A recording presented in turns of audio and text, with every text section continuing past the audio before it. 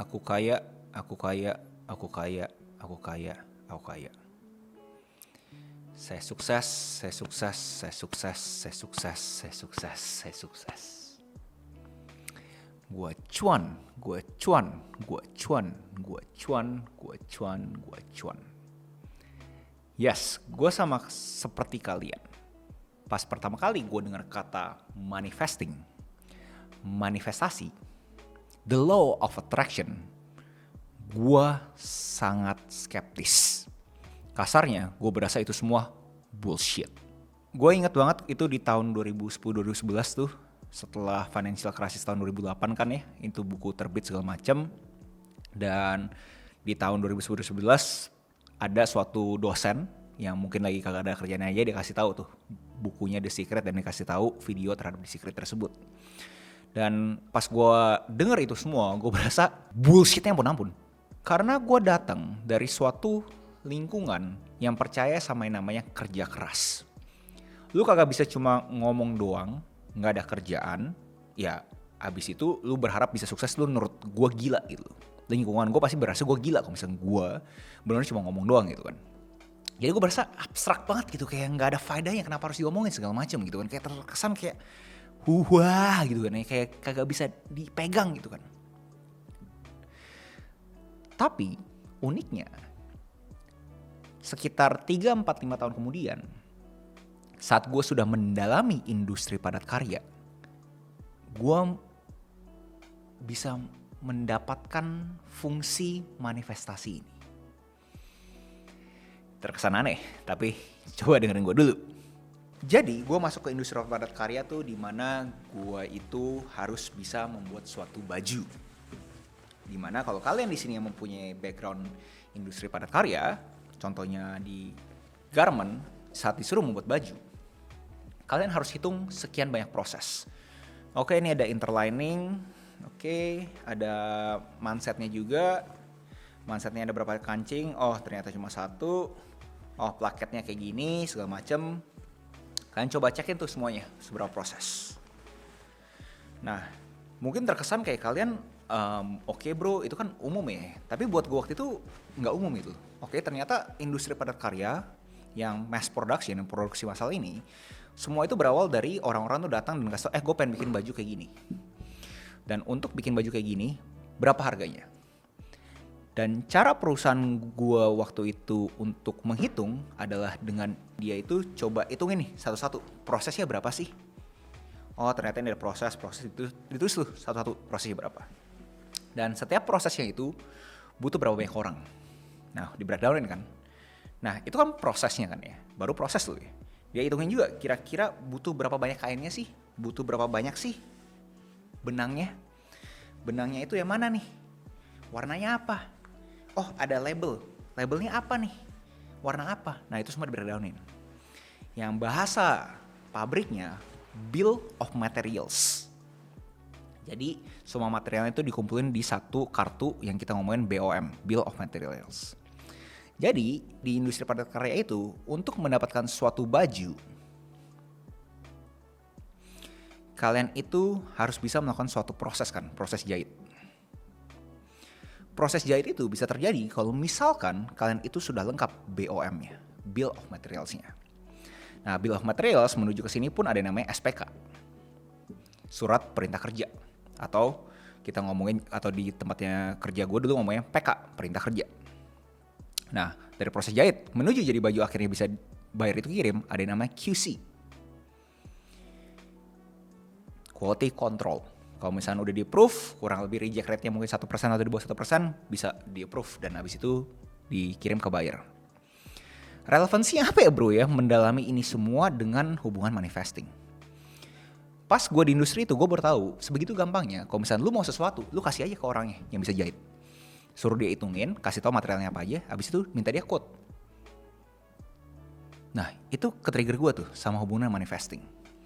Manifesting sebenarnya apa sih kalau kalian pikir-pikir? Manifesting adalah kita mikir kan kayak di depan sana ada sesuatu bentuk orang versi kalian yang di zaman depan ini, di masa depan ini, yang kalian berasa bahwa gue pengen jadi kayak dia nih, ya kan? Mau terhadap apapun itulah, terhadap keuangan, relationship, hubungan, kesehatan, apapun itu. Nah, untuk menjadi seperti itu, kira-kira dia itu butuh apa aja sih? Pertanyaan, karena sekarang kan masih tanda kutip kecil kan. Kita tuh masih gak sebesar pikiran kita yang kita ada di masa depan. Nah, dari sana gue melihat ada hubungan nih dengan proses produksi. Karena kalau kita ngomong proses produksi, kalau misalnya benar-benar kita makrokan, sebenarnya ada apa sih? Ada input, ada output. That's it guys. Input, output. Tengah-tengah jelasnya ada proses. Tapi itu nge-trigger gue, kayak gue langsung kebayang bahwa kalau gitu kalau misalnya kita mau jadi seseorang yang kita inginkan, menjadikan diri kita output yang kita inginkan, kita harus bisa menerima input yang bisa menghasilkan output tersebut juga. Masuk di akal kan? Kalau misalkan kita inputnya itu adalah bahannya knitting, nggak mungkin dong outputnya itu woven. Masuk di akal banget kan? Ngomong paling ekstrim aja, nggak mungkin dong kita itu inputnya itu besi, keluarnya baju. Nggak mungkin. Nah, itu nge-trigger otaknya gue gitu. Berarti kalau misalnya gue mau menjadi seseorang yang gue inginkan, yang gue bayangkan di kemudian hari, gue harus bisa reverse engineer. Like orang itu ngeprentelin baju itu ada prosesnya apa aja.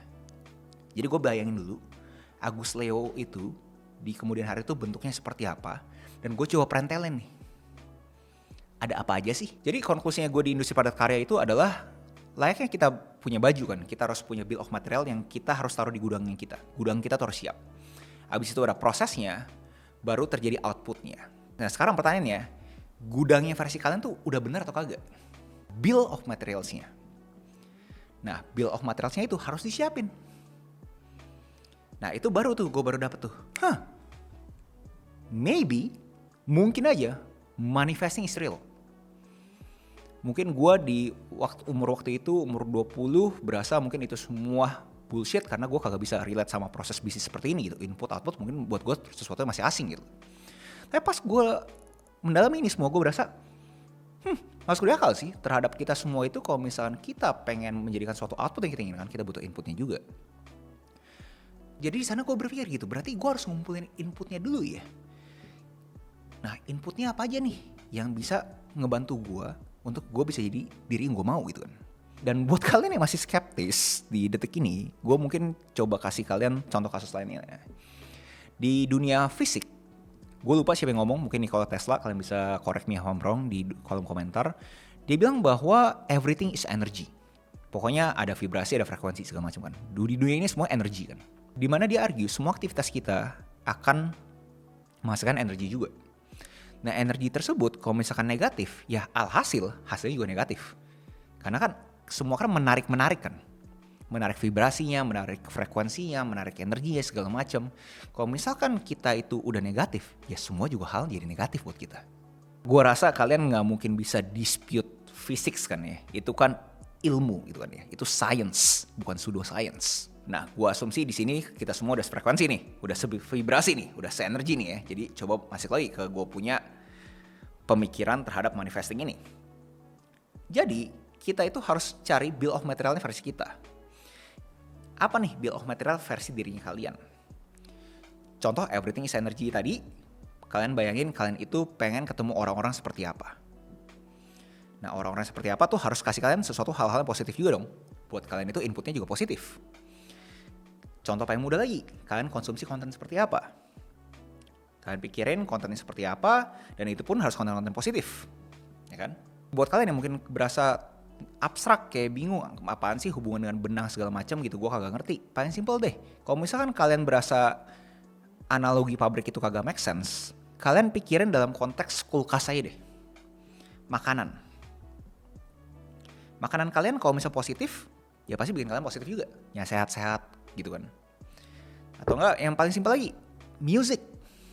Kalian punya lagu gitu kan ya, harus yang positif-positif juga. Kalian bayangin kalau semua sekelilingnya kalian tuh semua negatif semua gitu loh. Bikin kalian negatif gak? Ngomong padanya, masuk di akal sih bro. Kalau misalkan gue dikelilingin semua yang negatif, pasti jelasnya gue bakal negatif juga. Nah, menurut gue itu adalah kalian punya persiapan untuk menuju ke diri kalian yang mau. Tapi manifesting itu nggak berhenti di sana. Nah jadi kan kayak gue bahas tadi kan ya, ini kan yang gudangnya kalian tuh tadi gue bahas. Ini gudangnya kalian. Nah sekarang ke prosesnya nih. Pada umumnya orang-orang tuh berasa, oh ya udah, gue manifestingnya ya gue pokoknya positif aja. Yang orang-orang kadang-kadang suka ngebacotin adalah, oh ya udah, lu mah cuma bacot doang, ngomong doang gitu kan ya. Which is benar juga, karena lu kan harus attract orang-orang yang sefrekuensi sama lu, nggak salah gitu loh. Dimana yang gue bahasanya adalah highlight nih. Karena di sini enak nih ngomongin sama kiri sama ngomongin kanan. Seru-seru aja. Oh iya gue bakal dapat 10 miliar. Oh iya gue bakal punya rumah 10. Oh iya gue bakal dapat 1 triliun nih kan. Ini seru banget nih di sini nih. Semua bener-bener kayaknya plus semua gitu, kayak energinya kayak enak gitu, kayak ngomong seru gitu kan ya. Nah, ini menurut gue bahaya. Orang yang udah di sini selesai nih, gudangnya selesai di sini. Kalau misalkan akhirnya dia kebanyakan di atas, highlight bahasa gue, ini di bahasa pabriknya akan menjadi reject rate-nya sangat tinggi. Kenapa? Karena prosesnya itu udah prosesnya cuma apapun yang enak-enak aja. Contoh, kita ngomongin proses-proses baju. Ada proses yang cuma butuh 10 detik, ada proses yang butuh 1 menit. Nah, yang di atas ini proses yang enak-enak aja nih, simple aja, oh ya 10 detik lah, udah enak-enak gitu kan ya. Nyantai aja gitu kan ya. Nah, itu problemnya. Kalau misalnya kalian cuma fokus ke proses yang enak, itu bakal bikin kalian itu reject rate-nya itu sangat tinggi. Ini yang bahasa kasarnya adalah masturbasi mental. Atau paling kasarnya lagi, lu cuma bisa colokin otak lu doang. Kenapa lu cuma bisa colokin otak lu doang? Karena lu enak, lu cuma ngomongin goal, passion lu, seberapa kayanya lu, seberapa suksesnya lu cuma ngomongin terus aja. Tapi lu lupa, lu gak pernah beraksi. Lu cuma bisa bacot doang. Itu tuh semua masih di khayalannya lu. Lu kalau misalnya stay di atas sini, itu bahaya. Lu berarti namanya delusional. Lu belum menjadi diri yang lu mau gitu kan. Nah berarti, apa nih Gus? Apa yang bisa ngebantu kita semua untuk memastikan kita gak delusional? Yang bahasa kasarnya, low light. Ini pas kita gak ketemu sama siapa-siapa. Ini pas kita beneran fokus. Beneran tuh kita kerja. Pas beneran kita tuh beraksi. Proses-prosesnya gak enak semua. Ini yang bakal ngebedain kalian. Ini yang bikin prosesnya kalian tuh akhirnya menjadi diri yang kalian mau. Tapi sayangnya gak semua orang berani ngelakuin ini semua. Kenapa? Karena kalian bayangin lah. Kalian bangun pagi gitu kan ya. Mendingan kalian ngepost story terus kasih tahu bahwa wah udah jam 4 pagi gue bangun, gue orang sukses. Atau kalian jam 4 pagi langsung kalian itu baca buku. Atau kalian beresin tempat tidur. Atau kalian itu langsung sikat gigi. Jelasnya pasti lebih gampang kalau misalnya kalian bangun pagi langsung lihat handphone, scrolling aja. Nah, itu orang-orang ada di atas tuh. Kebanyakan orang ya di atas. Gak banyak orang berani ke bawah. Bukannya mereka itu kagak ngerti, tapi mereka berasa gak nyaman. Enakan di atas, kenapa harus ke bawah? Makanya ada orang yang bilang bahwa lu tuh bisa sukses saat lu itu bisa latihan, lu tuh bisa praktisi, lu tuh bisa kerja. Pas orang-orang tuh kagak ngeliatin lu. Kalau misalnya lu cuma bisa kerja pas di depan banyak orang, berarti tuh lu banci tampil. Dan ada alasannya kenapa banci tampil ini, ya di sini dong delusional. Cuma orang-orang yang benar-benar ngerti bahwa ternyata butuh kerja keras banget, itu yang bakal bikin kalian beneran bisa manifesting. Karena kalau misalnya kalian di sini doang, kan kalian delusional kan. Tapi kalau misalnya kalian di sini doang juga, menurut gue ini juga salah nih. Kalian tuh too hard on yourself. Jadi konteksnya kalau misalnya kan kalian yang udah materialnya bagus gitu ya, BOM-nya bagus, kalian low light gitu, tapi gak pernah ke highlightnya gitu. Kalian gak pernah celebrate small wins. Small wins ya sekali lagi, gue garis bawain. Merayakan kemenangan kecil, itu sangat penting banget. Kebanyakan orang yang high performance atau lebih penting yang ambisi yang tinggi, berasa merayakan kemenangan itu hanya untuk orang pecundang. Yes benar, merayakan kemenangan kecil kayak sekarang itu kemenangan luar biasa itu benar kegiatan pecundang. Tapi jangan sampai kalian tidak merayakan. Kenapa? Karena kalian butuh merayakan untuk kalian itu berasa kemenangan. Karena apapun yang kalian ngomongin segala macam, yes itu manifesting benar. Tapi begitu kalian mendapatkan suatu kemenangan kecil ini, kalian tuh harus bisa merasakan kalian tuh winner. Jadi kalian itu sudah terasosiasikan dengan kata-kata menang. Sebelumnya kan kalian tuh hanya tervibrasikan kan dengan energi-energi positif kan. Dimana kalian punya pemikiran kalian punya otak sudah mencari kata-kata positif tersebut. Kata-kata positif tersebut saat terjadi suatu aksi dan aksi tersebut menghasilkan suatu output kecil yang positif juga, kalian harus bisa terasosiasikan dengan kata-kata positif tersebut juga. Jadi itu bakal bikin kalian tuh momentum. Nah, baik lagi ke poin besar dari manifesting ini. Gua nggak pengen terkesan kayak terlalu abstrak segala macam. Ini semua terverifikasikan sama gua di dalam konteks industri, guys. Industrialization. Ada yang namanya input, ada yang namanya output. Inputnya itu penting, guys, untuk mendapatkan output. Kalian kagak bisa langsung dapetin outputnya gitu aja. Kalian harus pikirin output apa yang kalian inginkan. Karena itu penting banget kalian punya pikiran di sini, otaknya kalian. Ya, apapun yang kalian pikirin ini akan menjadi kalian punya kata-kata kan. Nah, kata-katanya kalian ini nih yang keluar dari mulutnya kalian itu akhirnya akan menjadi suatu aksi dong. Karena sekali lagi, kalian itu kagak pengen jadi pecundang yang cuma bisa ngomong-ngomong doang. Nah, begitu kalian nggak pengen jadi pecundang, kalian beraksi, aksi tersebut akhirnya menjadi gaya hidup, perilaku. Nah, ini semua akhirnya akan menemukan ketakdirnya kalian. Takdir.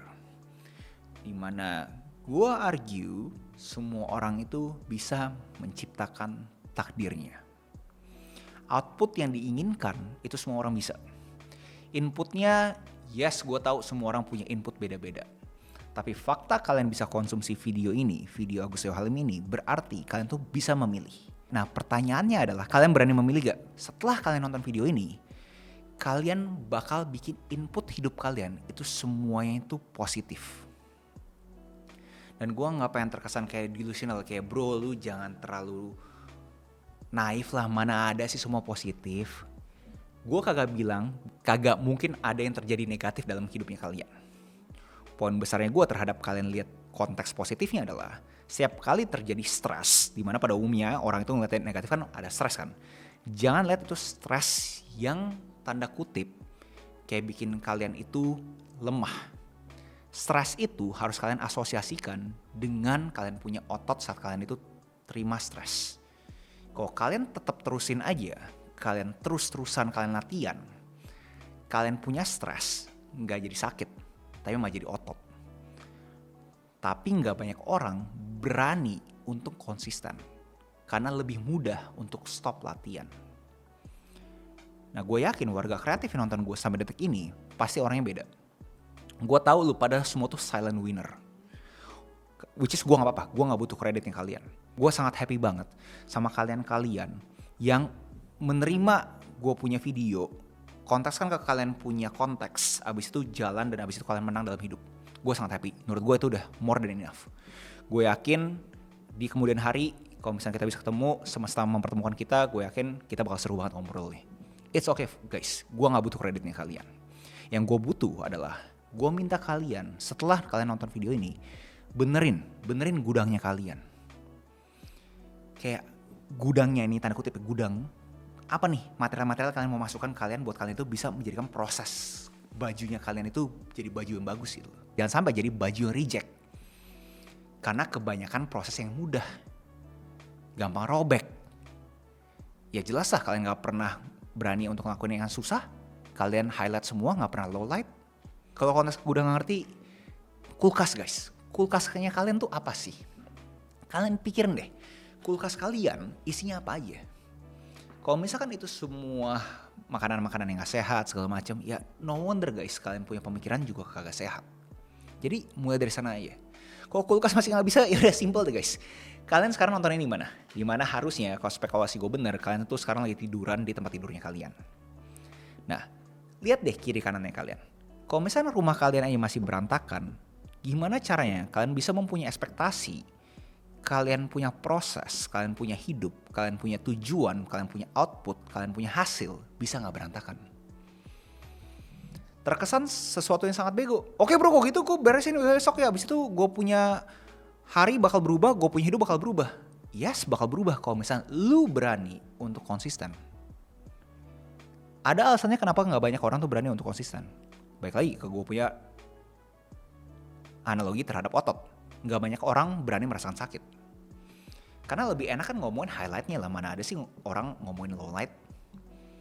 Dan itu pun terrefleksi lu dari kita punya konten lu. Emang ada orang-orang ngomongin lowlightnya? Ada, tapi nggak banyak. Orang-orang biasanya flexing dia punya highlight. Nah sekarang kalian itu berani gak merasakan lowlightnya?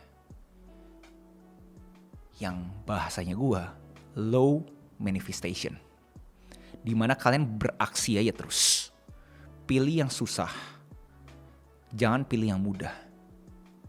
Kata-kata yang kalian tuh harus positif. Setiap kali kalian lihat stres, kalian mikir itu ada sesuatu yang positif. Konotasinya positif.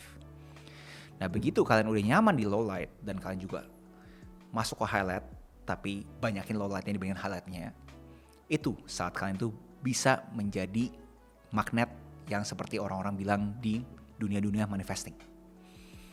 Energinya kalian tuh kena, semesta akhirnya tuh berpihak sama kalian. Pasti kalian pernah kan ngerasain hal seperti itu kan, kayak dalam time frame tersebut gitu, kayak seakan-akan kalian ngeflow banget kiri kanan, kayak seakan-akan semesta tuh bekerja buat kita gitu kan ya. Itu bisa dilakukan guys, itu bisa dicari. Tapi dicarinya nggak lewat highlight, nggak cuma ngomong-ngomong doang. Kalian harus berani merasakan low lightnya. So buat manusia-manusia di sini yang mungkin masih belum dapat, sekali lagi guys, sebenarnya simple banget. Gimana sih caranya lu bisa manifesting versinya gua gitu kan ya, versi industri gitu kan ya. Sekali lagi, ada yang namanya input, ada yang namanya output. Di sini tengah-tengah ada yang namanya proses. Ini adalah diri kalian pengen outputnya kalian itu bentuknya seperti apa kan ya. Nah inputnya kalian, sekali lagi kalian harus tahu apa sih yang kalian tuh percaya segala macam. Kalian punya kata-kata yang baik, kalian punya vibrasi, energi, apapun itulah. Ini semua akan ada energi frekuensi ke output yang kalian inginkan. Nah tapi gue argue kagak cuma versi yang ngemeng-ngemeng doang. Ada versi yang susah-susah juga nih, yang bener kalian harus kerjain. Contohnya seperti gue bilang, enak kan ngomongin goal lu, oh yes gue bakal dapat 1 miliar, oh yes gue bakal bangun jam 5 pagi gitu. Tapi sebenarnya itu kalian baru ngomong doang. Nah di atas ini akhirnya tuh bikin kalian tuh semua akhirnya jadi ke-reject. Kalian gak bisa nih jadi magnet. Kalau misalnya kan kalian pengen jadi magnet, kalian harus bayangin kalian punya low manifestation, yang low light nih, yang susah kalian kerjain, itu baru bisa bikin kalian tuh jadi magnet. Kenapa seperti itu? Sekali lagi, kalian pikir aja, siapa sih yang bisa percaya sama kalian kalau misalnya kalian aja gak percaya sama diri kalian sendiri. Saat kalian itu cuma nepu diri kalian sendiri, kayak gue pengen ngomong doang buat kelihatan keren. Banyak kan orang seperti itu. Gue bilang bahwa oh yes gue bakal berubah segala macam buat kelihatan keren.